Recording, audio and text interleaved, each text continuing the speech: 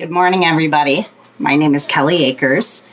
I am the founder of a new nonprofit organization in which I am putting together right now for narcissism awareness. I am putting this project together and calling it the Seed or Root of Zion because I truly believe that narcissism is embedded in our society and in our culture. I attend college at Maharishi International University.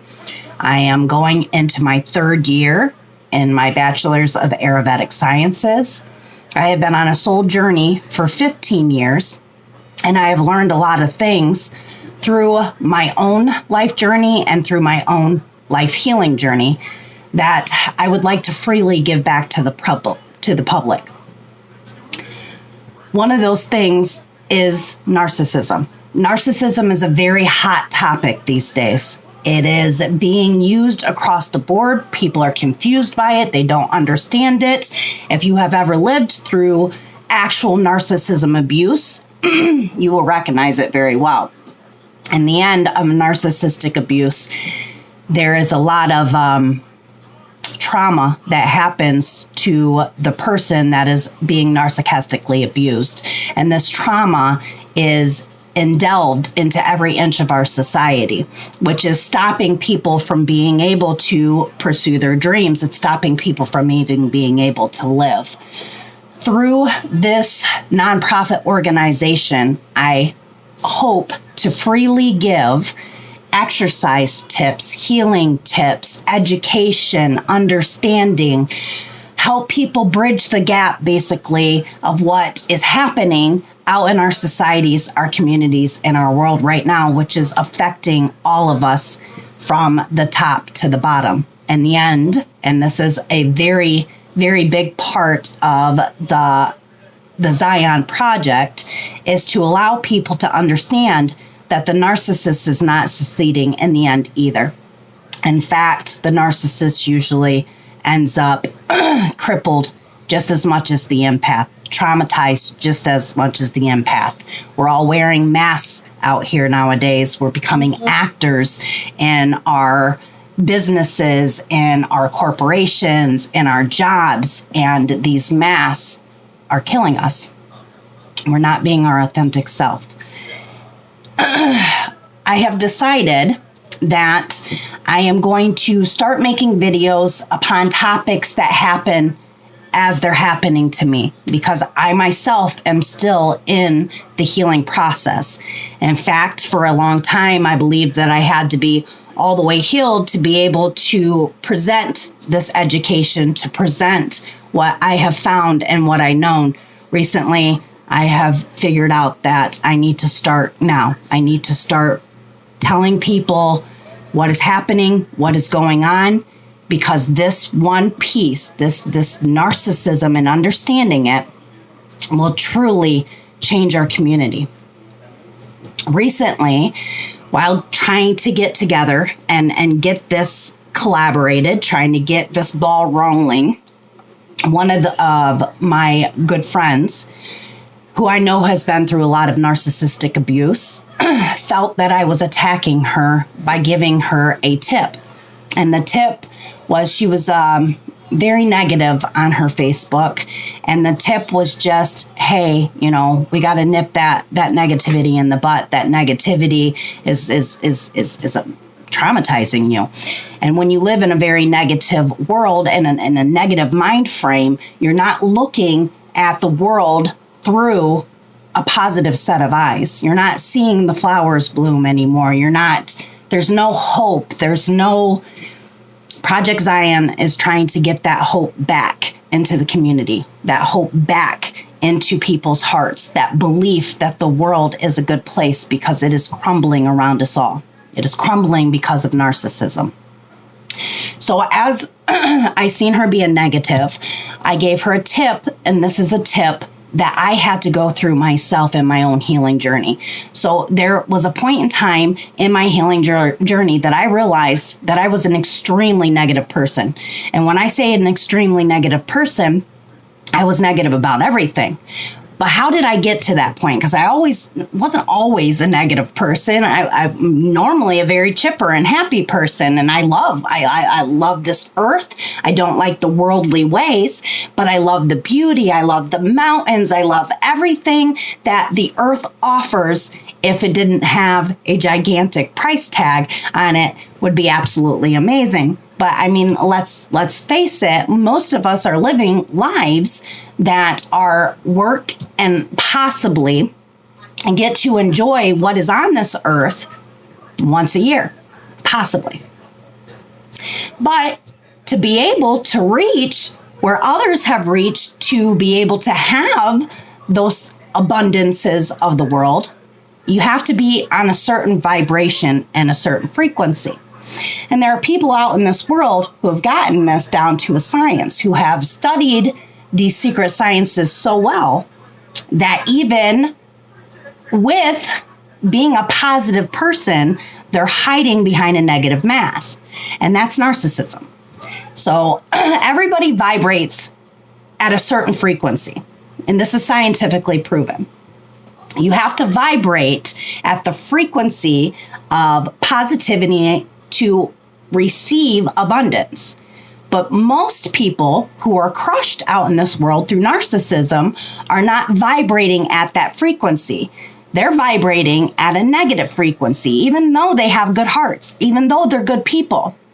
They're vibrating at this negative frequency because there's so much narcissism in the world.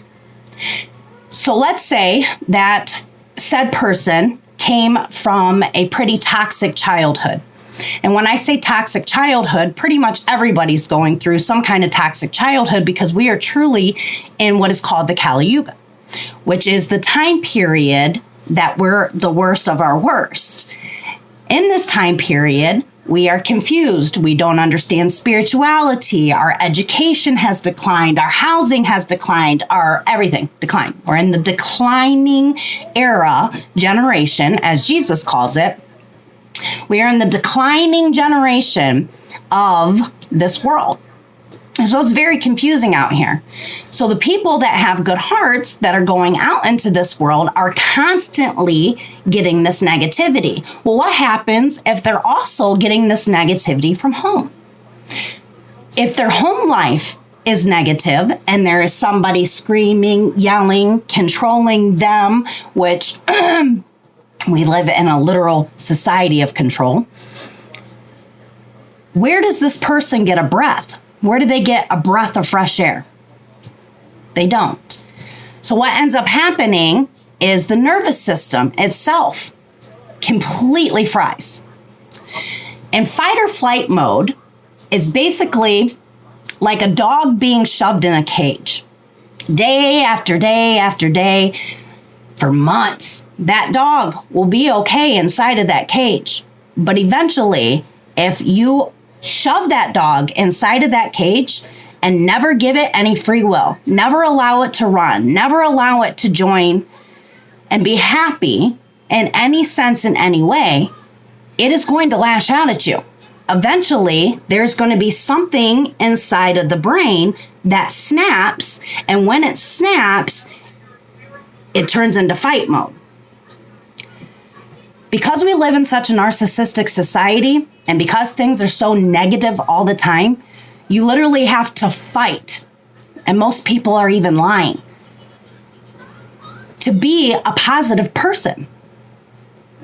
To be this positive person, to be able to accept good things and to get on the vibration where good is starting to come in, and you're a good-hearted person going into a world that's very negative. How do we do that? What started us into this instant lash out that is happening if even somebody at this point in time is trying to give us something positive? It's the dog in the cage. So if a good-hearted person is constantly in chaos, constantly in negativity, constantly everywhere they go, they're that dog in the cage. And when the dog comes and it lashes out like it does, we never get out of that vibration. So now it's almost like we put on a solid pair of glasses that says, we're putting them on, and now we look out through the world and we only see the negative.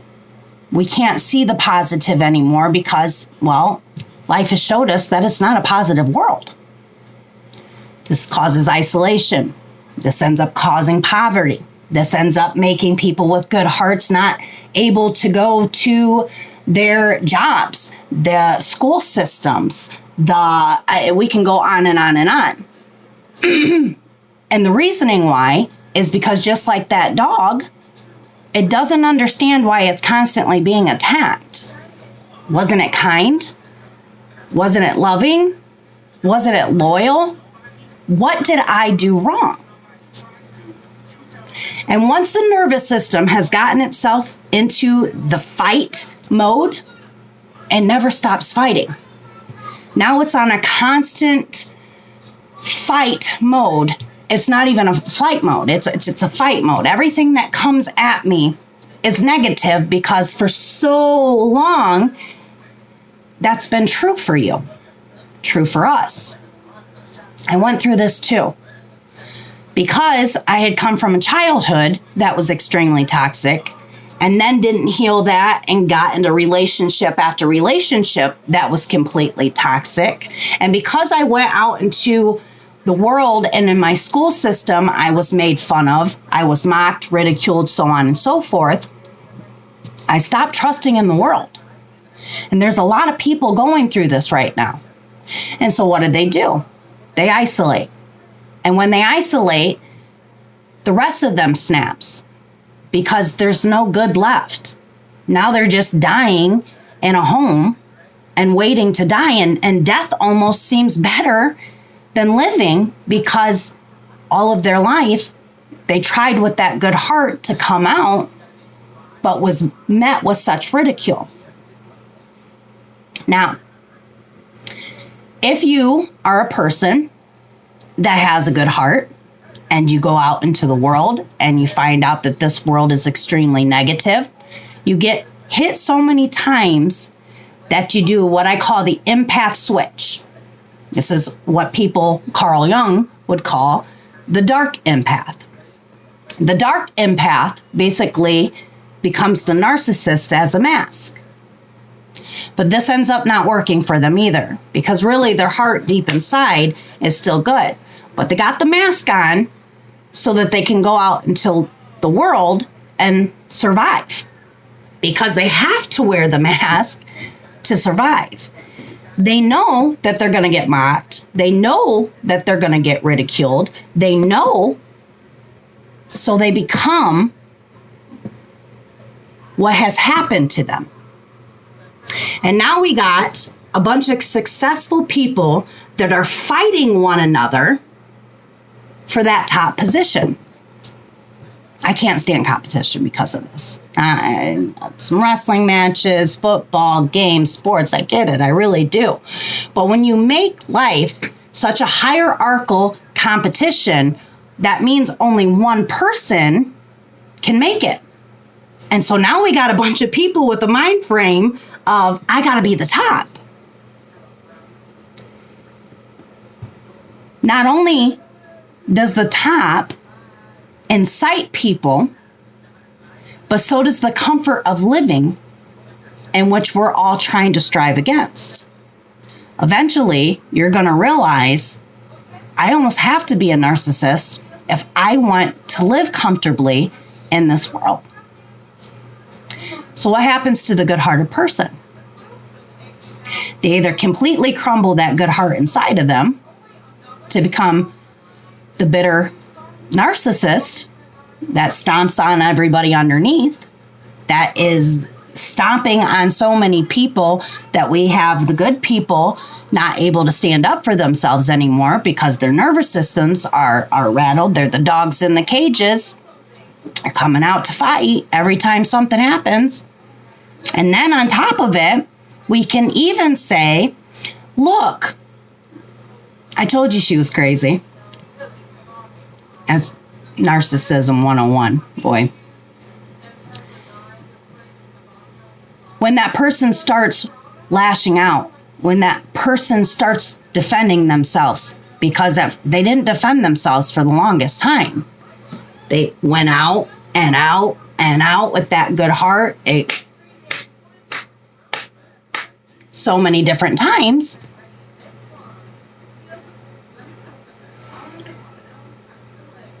Now, that good-hearted person has snapped completely to the point that they have to lash out. Because even when they were being a good person and they were, and this happens to all empaths, they people pleased. So they gave all their resources, they gave all their energy, all their time, all their money, all their love. And as they were doing all that, they realized there was a bunch of people talking about them behind their back. In fact, nobody that they have ever even encountered at this point in time has not talked about them behind their back.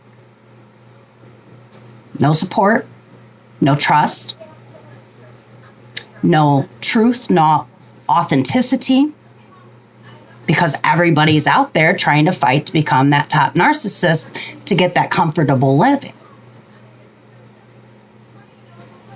So, I try to give this tip to a friend of mine, and the tip is this. Once the nervous system is shattered so completely, and once them negative glasses get put on and you see the entire world as this evil, dark, and negative place, you can't find the light anymore, and you're lashing out at every single person, even the ones that are supporting you, because you don't see it anymore. You got the glasses on. This person can't actually have good intentions for me because nobody ever has. Nobody I've ever met has ever had actual real good intentions for me, so they have to be.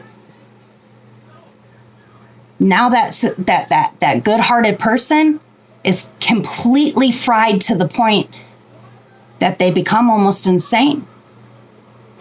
Now you can't even say hi to them without them completely freaking out on you. The world's going to sit here and they're going to say, I told you that she was crazy. That person's not crazy. That person has been through such intense trauma that every single thing in their life seems like a setup. But every single person is going through this nowadays. The tip is this. Once you get to a point where your nervous system is so fried that you are isolating yourself and you are not going out in public anymore, and you're not healing, and you're not out doing fun things, and you're not out, when your brain tells you that everything is so bad, so you have to change it. You have to fix it, because we need to vibrate at a different vibration so that we can get them good things, them abundances. And universal laws don't understand the difference. If you're vibrating on a negative frequency, all you're going to receive is negative. So we need to rewire this somehow. We need to fix this somehow. I learned this in college. I learned this self-teaching myself. When I realized that I was isolated and to the point of everything I thought about was negative, every time I caught myself thinking negatively, I would say 3 positives.